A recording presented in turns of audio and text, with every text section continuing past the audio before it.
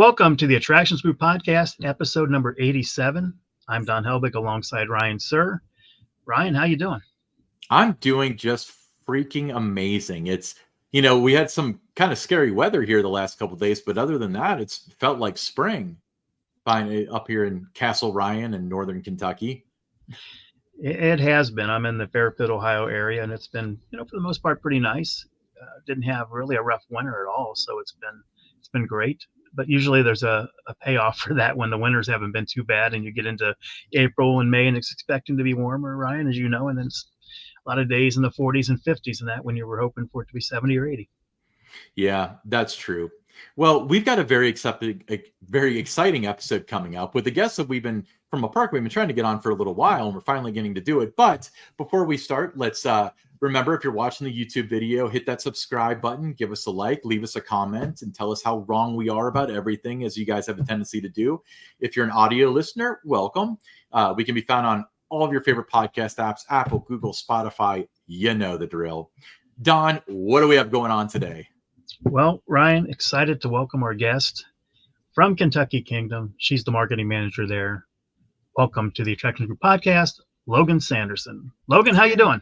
I'm doing well. Thanks for having me. Awesome. Well, hey, it's our honor to have you on. So can you tell us about yourself and your role at Kentucky Kingdom? Sure. So I started with Kentucky Kingdom for the first time around in the summer of 2016 in the food and beverage department as a manager. And then I stepped away, finished college. I'm native to Louisville, actually, where Kentucky Kingdom is based. And I left home for about 4 years. I came back to Louisville and joined Kentucky Kingdom once again in November of 2022. So it's a really great job. I really enjoy working with the team. And I'd say it's been just under 2 years total. So, Logan, can you provide an overview of Kentucky Kingdom and Hurricane Bay for the listeners who might not be familiar with it? Yes, so we are a theme and water park based in the heart of Louisville, Kentucky, which is actually pretty unique, I'd say, for this region to have an amusement park in a metropolitan area. We're just over 67 acres of both a theme and a water park, which is Hurricane Bay. And we are open from May and this year for the first time until January 4th. And we've extended our season out, so we're really excited about that. On top of the rides and attractions, we also have, of course, food, game, retail, as well as festivals and entertainment. That's very interesting. And you guys have a big year coming up, as you kind of touched on, but we'll get into that here in a minute. But so Kentucky Kingdom's had a very short but interesting history over the past almost 30 years now or so. Can you talk about through the different ownerships and, corporate ownerships and being closed a couple times, talk about the evolution of Kentucky Kingdom from, its origins in the early 1990s up until now under Herschend in 2024? Sure. So it was originally founded in the late 80s. And at that point in time, Kentucky Kingdom was a part of the State Fair, which is every year on the same property at the Kentucky Expo Center.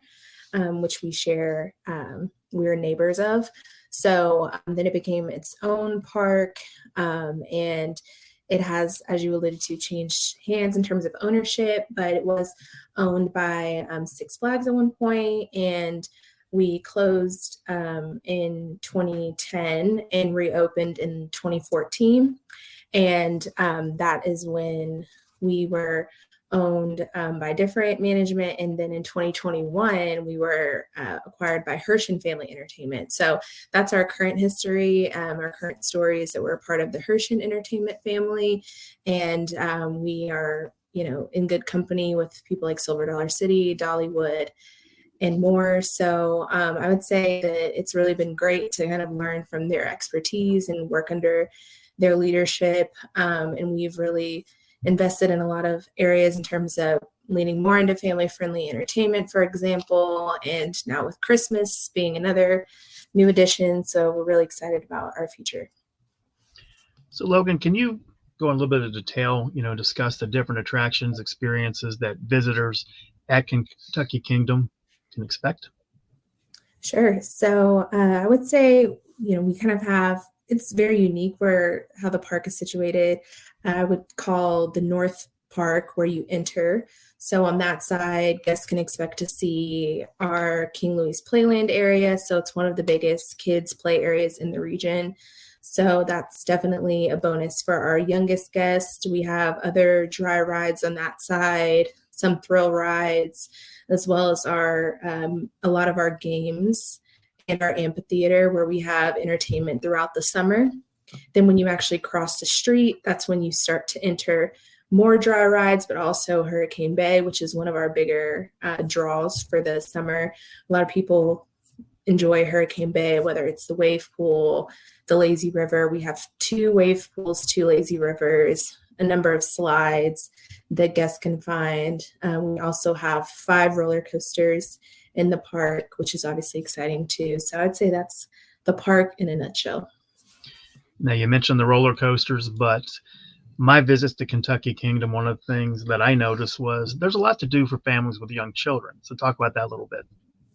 Yeah, so King Louis Playland is definitely one area. So there's about a dozen or so rides over there for, that have really low to no height requirements. So our youngest guests can go there and expect to have fun. We also have family-friendly rides like our Tin Lizzies. We also have a roller coaster called the Roller Skater, which is a family-friendly roller coaster, as well as our Kentucky Flyer, which is family-friendly. So there's definitely plenty to do if you have young children when you come to the park. Yeah, there's, your kids area, terribly underrated. And, all the, not only things that you can do that kids can do, but adults and kids alike. So I think that that's something that I'm glad you're giving a shout out to, especially Kentucky Flyer, which was manufactured by our friends at the Gravity Group, I might add. Yeah, great. Yeah. So, besides the kids stuff, let's talk about more like the adults, the teenagers. What are some of the more involving thrill rides you have? Like, what are the ones to write home about? I think that a crowd favorite is Storm Chaser, of course, on the roller coaster side. I would say that another one is Lightning Run. I almost feel about even about both of those, but I would say that those are the biggest two for thrill seekers. And then on the non-roller coaster side for thrill, I have yet to do Scream Extreme. Kind of nervous about that one, but I think that's definitely one for thrill seekers. What's another? I would say that one, and then also Cyclos, I would say, are some standouts for me. Yeah, and then what's the wooden one? Twisted Twins. That's another really cool. Thunder Run. Thunder Run. Twisted Twins became, this is Twisted Twins leftovers. It became RMC'd several years ago. So it just I've been visiting Kentucky Kingdom on and off for a really long time. So if you see me referencing stuff that's been gone for 10 years, I ask for your forgiveness. You mentioned Thunder Run. 1992, a friend of mine, friend of the show, Jess Novak, came down from Detroit, and we just had a lot of fun on it, riding it over and over again. Next thing you know, we're spending pretty much the whole day there. Rode it 80 times that day. So I've always had a lot of fun, on that ride. But because of that one day, just a lot of memorable experience, spending the time with my friend Jess on that ride, and just the people that we met in line who started to pick up on what we were doing and everything that day. So that ride is going to always hold a little special place in my heart. Love that. So can you highlight on some of the standout water attractions and slides that you have at Hurricane Bay? What are the stars there? I think the star for water slide would probably be Deepwater Dive. The tallest slide is 12 stories. So I'm not a thrill seeker, so I've yet to do that one. But I think if you are, that's definitely a fun one. There's a countdown, and you are actually on a floor that drops out and send you down the slide. It's a really quick ride. I'd say that's a standout.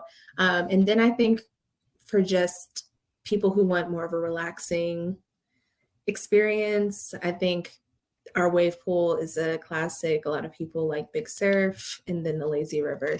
So it's a really great place to cool off during the summer. Do you find you have a lot of regulars who visit the park maybe 3, 4, 5 times a week specifically for the water park? Yeah, I'd say so. I think it's really unique since we're situated in the city. People can really treat it like their summer pool. So I know people who do come to the park on a regular basis and they might come for a couple hours at a time. And it's just really easy to embed into their day. But I would say, even amongst our season pass holders, most people are coming around at least 3 times for the season. So we definitely see a lot of recurring visits. Circling back to the water park, Hurricane Bay, I always thought it was kind of unique and cool that it's kind of just plopped in the middle of the park. So you like have no choice but to walk through it to get from one side. Well, you do have a choice, to be clear, but at a lot of other parks, it's very segregated. So it's the water park and it's the dry park. But can you kind of elaborate a little bit more on Hurricane Bay and what it adds to the Kentucky Kingdom experience? Sure. So it is unique because there are, like I mentioned, when you cross from the north to the south side of the park, there are still dry rides when you're in the water park area. I mean, the dry rides are kind of on the outskirts of Hurricane Bay, but they're definitely really close to one another. So I think it makes it easy to navigate the park. Like you said, it's not segregated. It's not like there's a separate entrance or you have to pay an additional fee or travel a far distance. So I think it makes it really accessible for guests since it is so close. So Logan, let's talk about the culinary experience at Kentucky Kingdom. So what are some of the more popular food items, maybe your signature item that you might have there? If you had to guess, what do you think are like the top sellers?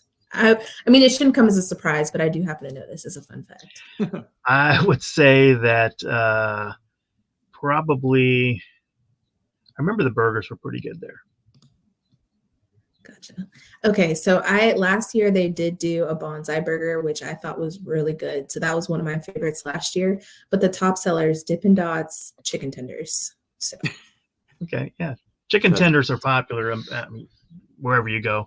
right. But what I recall, yeah, yours are pretty good there too, really good there. You mentioned Dippin' Dots, so a lot of different treats in that. Yeah. So yeah, I mean, when I go to a park, I mean, the culinary experience, it's really become a big part of it. Before, when I was younger, it was just all about as many rides as I could get on the roller coasters. But now I want to try, kind of everything that a park has to offer, and the food comes into play there. Yeah, I mentioned the bonsai burger. That was one of my favorites. Our team also did a pineapple pizza. I know pineapple on pizza is controversial, but doesn't work for me. Doesn't work for me. And then the Bourbon Craft House, I think, is like a little bit more of an elevated dining experience. So I'd recommend people checking that out too.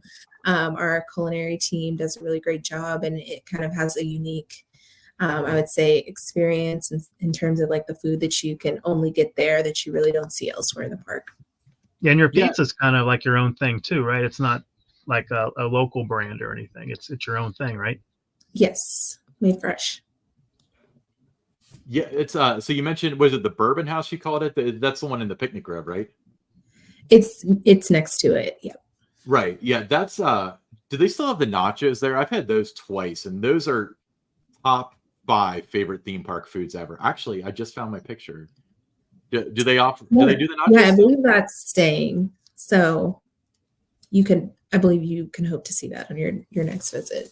Okay, so if you're going to tease us like that, then I'm going to show a picture of the nachos that I took. Now, granted, this is a couple years old, so things might have changed or whatever, but that was the nachos that I ate, and for real, it's like it doesn't look like a whole lot. And for you audio listeners, you're really missing out on this, but they are rarely do I want to get an item twice because I want to, try different things. But these were so good the first time I had them that when I came back a couple months later, I just had to get them again. So, yeah. Yeah, they do a great job. Yeah, so we're just going on about nachos now. See where we are. Yeah, but a dining experience is very important to a park, and it seems like it's a lot more competitive nowadays than it ever was before. But you mentioned that you weren't a big like thrill ride person, Logan. What's your favorite ride there? Okay, so I did say that. I will say, I think my take on it, I could probably ride a roller coaster more easily than other flat thrill rides, if that makes sense. I think that With the roller coaster, you kind of journey through it, and it's, that's the experience. But I guess the repetition of some other thrill rides I find hard. Like we have an Eye of the Storm. Yeah. That's one that I haven't gotten on yet, or just at theme parks in general. I usually don't get on just because the repetitive kind of heights experience is tough for me. But I would still say all that to say, Storm Chaser is one of my favorites, and Lightning Run. I think I might go with Storm Chaser. The first time I rode it, I think it was more of a shock to me, but the more I ride it, I find more fun with it each time. Great ride. Yeah, your roller coaster lineup, I mean, it's good. If you're a thrill seeker, you'll find what you're looking for at Kentucky Kingdom. Yeah, I agree. Completely agree. So, still walking down the line here of, we talked about food and the water park and stuff, but when we're moving into territories that are unknown, like Christmas events, can you talk about the origins of that discussion and, things like expanding the season? Like, where did that come from? Yeah, so I originally became aware of the conversation, I would say, around summer of last year. So it definitely was in the works for a while, and it could have been in discussions before. I'm sure it was before I knew about it. So it has been kind of something we've been working towards. It's something that there are a number of sister properties that do it, like Wild Adventures. Dollywood has their own Christmas, Silver Dollar City. So it definitely makes sense in terms of the value that Herschend places on family experiences. So we definitely felt like there was an opportunity in the market to do that. And then especially in the Louisville area, I think it's something really great that families can look forward to. We do have some Christmas attractions, but perhaps not as many as other larger markets. So it's definitely something that we're excited to offer families. So that was definitely something we wanted to consider in terms of planning. And then just what's something unique we can add to the experience that you could not expect to find at another Christmas themed attraction. So the snow tubing hill, for example, is something we think is pretty unique and something we're looking forward to sharing with people. And it's not something that I'm aware of in the area or even in the region. So I think that that'll definitely bring a unique experience. Is the snow tubing hill going to be real snow, or like how are they going to pull that off? Yes, we're going to be making our own snow. So it will be real in terms of it'll be made of water and everything of that nature, but we are going to be making our own snow, which is really cool. It'd be cool if you made snow out of something else besides water. You just put that thought in my head. Right. Is it so they're going to be making snow. I'm familiar probably with the company that you're using for that. And my understanding is they can make snow up to about 90 degrees Fahrenheit. Does it sound familiar to you, or? This is a little outside my expertise, but yeah, maybe. Yeah, it'll be cool. Or we'll both be really wrong when it's 50 degrees in December. Hopefully it won't be 90 during Christmas, but you never know. Honestly, the weather is all over the place, like you mentioned at the top of the show. So Logan, when you announced this at the beginning of March, what was the feedback that you got? What you saw on social media, maybe your pass holders. What did you hear about? How excited was everybody?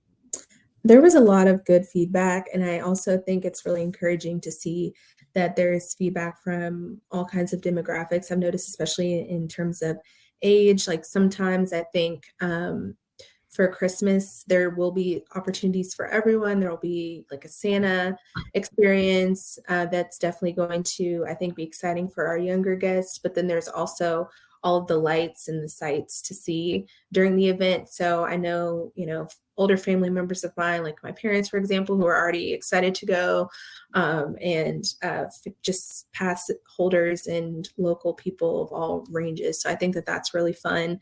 I think it really speaks to that family aspect again, that there is something for everyone to enjoy during the event. I was on my way to Tennessee when you announced that. I was watching the press conference on my phone, and as soon as I checked into my hotel, the first thing I did was I logged onto your website and I bought a season pass, because it looks like there's just so much to see, so much to do. I knew that I was going to want to do that more than once, So I bought the pass for that reason, but also, I knew I was going to come a couple times in the summer, but you have other events as well. So talk about some of those. Absolutely. So this year we're going to have an all-new Pedal-Palooza. So that will kick off on May 25th and it'll go through June. So that's going to be like a spring summer themed festival, and we will have live flower walls. We have a really great horticulture team, so they're working really hard on developing those in-house. So guests can expect to see that. We'll also have colorful entertainment around that time, as well as some special events like a silent disco party on June 8th and a color run on June 29th. So it's really all about springtime, color, flowers, and things of that nature.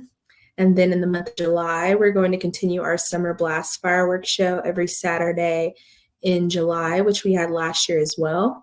And then our first weekend of July, which will be 4th of July weekend from July 4th to July 6th, which is a Saturday. We're going to have a red, white, and bluegrass bash. So there will be fireworks each day. We'll also have bluegrass music entertainment as well as bluegrass foods. So just Kentucky-inspired food in the park. So guests can look forward to that. And then going into fall, we'll have pumpkins again. This year, we've expanded it to Thursday and Friday, in addition to the Saturday and Sunday that we were operating with for the first 2 years of pumpkins. So that's basically our fall-themed, family-friendly festival. We have rides open. We have trick-or-treating in the park, special entertainment throughout the day, as well as really fall-inspired foods that are really great, kind of speaking back to that culinary piece. So guests can look forward to that through the month of October. And then, of course, Christmas will kick off, and that will start on Black Friday, November 29th, and it'll go through January 4th. Yeah, and so I want to stay on the subject of Christmas because this is still really novel. So as of this recording, it was announced about 2 weeks ago. So we're very excited about it. But you mentioned the snow tubing. So that's one thing. And then the children are going to be able to meet Santa. Can you elaborate on some of the other things that are going to happen during this event? Yes, we'll have over 1 million lights, which is really cool. Every building will be decked out with Christmas lights. We'll also have glowing lights throughout. So if you've ever been to Pumpkins, you'll know that there are lights in that event. So it'll be similar in that sense, like some of those lights, but even more layered onto those. So all of the buildings, as I mentioned, we're also going to have a Christmas tree maze. We'll have entertainment through that time as well. We'll be transforming our King Louis Playland to a Candyland theme. We'll have like a Christmas Candyland theme. And then we'll also have a tree, like a giant tree in King Louis Playland area, and that'll have its own custom light show. Then our 5D cinema area is going to get transformed into a Winter Wonderland theme or a Christmas theme that we're calling Holly Jolly Junction. So Herschend Family Entertainment has usage with the Rudolph experience. So that'll be a part of that 5D transformation. We'll also have a Rudolph themed movie as well. So that's really exciting. In there, it's going to be crafty. There's a lot of activities you can do. There's going to be meet and greets with those characters and things of that nature. So this is all on the north side of the park that I had mentioned. And then the footprint of Christmas is going to be even bigger than Pumpkins. So when you cross over to the other side of the park, you'll enter into Santa's Village. So that's where you'll have that meet and greet area. We'll also have a countdown clock to Christmas. And then if you're familiar with our Swampwater Jack's restaurant, it's a really popular restaurant that sits in between, I would say, Kentucky Kingdom and Hurricane Bay. So it gets a lot of traffic. We're going to have that restaurant decked out in Christmas decorations. We'll also have Christmas and seasonal foods throughout the festival experience. And then we have our snow play zone. So that's when we're transforming Hurricane Bay, that we're going to build that snow tubing hill over Big Surf Wave Pool. So we'll have several lanes of snow tubing there. We're also going to have areas where you can do free play, like building snowmans, making snow angels, as well as roasting snow s'mores. So it's going to be a really cool zone. There'll be a light field, and it'll just be very immersive. So I'm really looking forward to seeing the transformation play out. And during that kind of hiatus between when we close for pumpkins to Christmas, that's when you'll see a lot of, or we'll see, and hopefully we can share a lot of that transformation taking place. You mentioned the Rudolph experience. That's something that guests of all ages are going to want to get their photos with those characters. Yeah, I really think that's one of the classic movies. When I think back to the Christmas movies that I really liked as a kid, Rudolph and Bumble and the kind of claymation style of characters are ones that I really liked. So I'm excited to see it as well. Yeah. So, the Christmas thing, that's super exciting. And I've always wondered why Kentucky Kingdom didn't do it. But, Herschend's a different beast and tons of industry experience and a good financial position and stuff. So plenty of explanations for that. But so I've been to the Harvest Festival at Dollywood, but I haven't been to Pumpkins at Kentucky Kingdom. Can you tell me a little bit more about, I know you touched on it, but can you tell me what guests will experience if they visit Pumpkins at Kentucky Kingdom? Sure. So last year we had 4 pumpkin sculptures. They're about 12 feet tall. So they make for really great photo ops. They're basically jack-o'-lantern style pumpkins that we work with our creative team to build out. So last year we did one that was this was a carryover from our first year, but we had a horse and jockey. So it really lends itself to Kentucky and horse racing, which is, a heritage of Kentucky. Or part of Kentucky's heritage. So we had that. We also had a bluegrass band, which again was very Kentucky inspired. We have a giant spider as well as a cat jack-o'-lantern. We have, pumpkins walk, so just jack-o'-lanterns scattered throughout the park. Different photo experiences. We'll have special entertainment. Last year we had glow drummers. So it's pretty much what it sounds like, very kind of dynamic. We have these percussionists that come in. They have glow in the dark drums. They play really cool music. It's really interactive. So we bring in different special entertainment like that. And it's a pretty packed schedule. So there's almost entertainment throughout the entire duration of operating days. So that's definitely something people can look forward to. We also have a hay maze that people can go through. We have rides that are operating during that time. So most of the north side is operating, and then parts of the south side. So Storm Chaser we had going last year, for example. So that's another thing that we have that guests can look forward to. And then, of course, food is a fun part. So last year, of course, you have to have pumpkin spice themed foods. So we had that. And we did a special cinnamon bread that was seasonal during that time with different glazes. So that's another thing that I think is a really cool part of the event. It's kind of like the ultimate kids Halloween party, isn't it? I'd say so, but families can definitely, the parents can enjoy it as well, too. Yeah, it sounds great with all the different food, especially the cinnamon bread. I mean, let's talk about that. How good is that? Oh, it's really good. I mean, I think it's super. If you have a sweet tooth, it's great. I think it's honestly super filling too. That can be a meal in itself. You could probably stretch it over 2 meals. It's definitely filling, but really good. Yeah, I mean, it's if it's anything like Dollywood cinnamon bread, then the reputation precedes it. But hey, so looking at your website, obviously, a Kentucky Kingdom season pass is worth more than ever now. But I'm looking here, and looks like we've got silver, gold, and diamond. Can you explain the 3 different tiers to us?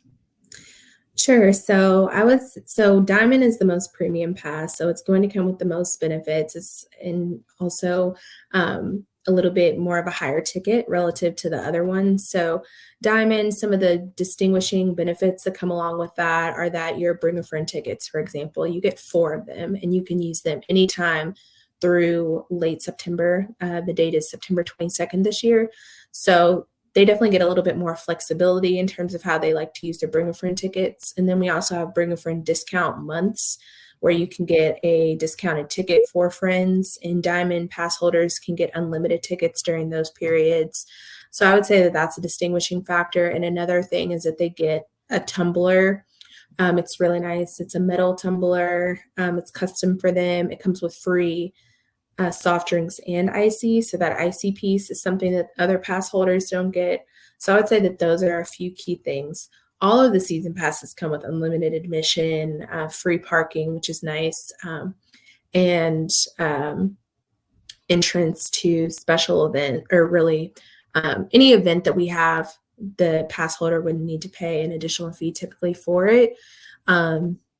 There are some exceptions, but for the most part, that's something that's available to all pass holders. And if we do have a price, it's always discounted for pass holders, and we typically won't distinguish, one pass getting a deeper discount from another.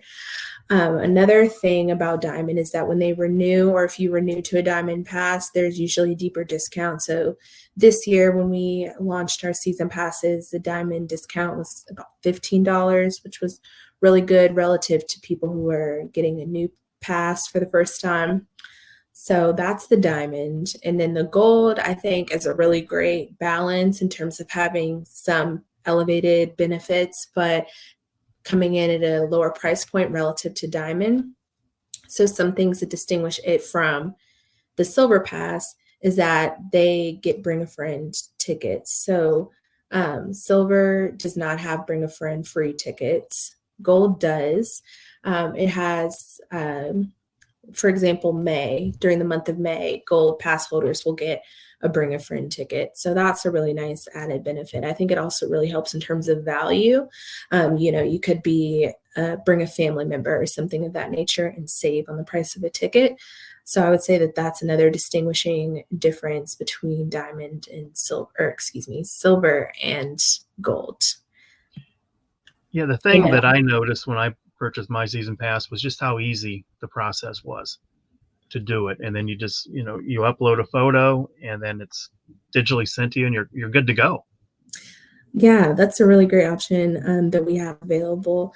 And I think it really helps you to save time when you enter the park for the first time. You don't have to worry about going through the lines or going through the season pass center. You just have your digital season pass right on your phone. I think it makes it very seamless.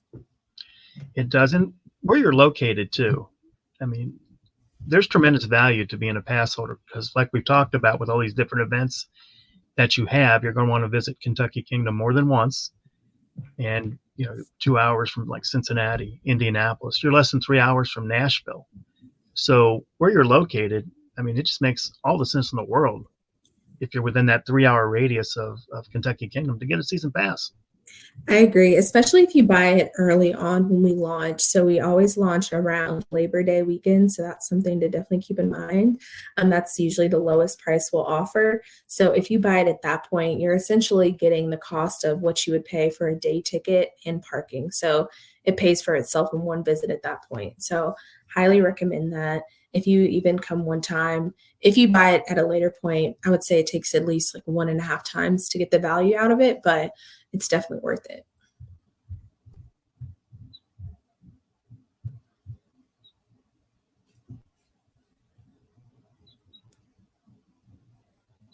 So Logan, where can our listeners find Kentucky Kingdom on social media? We are Kentucky Kingdom across all platforms. We're on, I would say, Instagram, Twitter, or X, Facebook, and those are our biggest platforms. We're also on YouTube, TikTok, and they can find us at Kentucky Kingdom.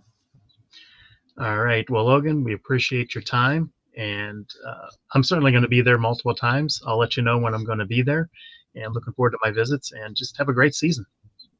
Thank you. Thanks again for having me. Look forward to y'all coming out to visit. Everybody stick around. We got the Pick 6 coming up next.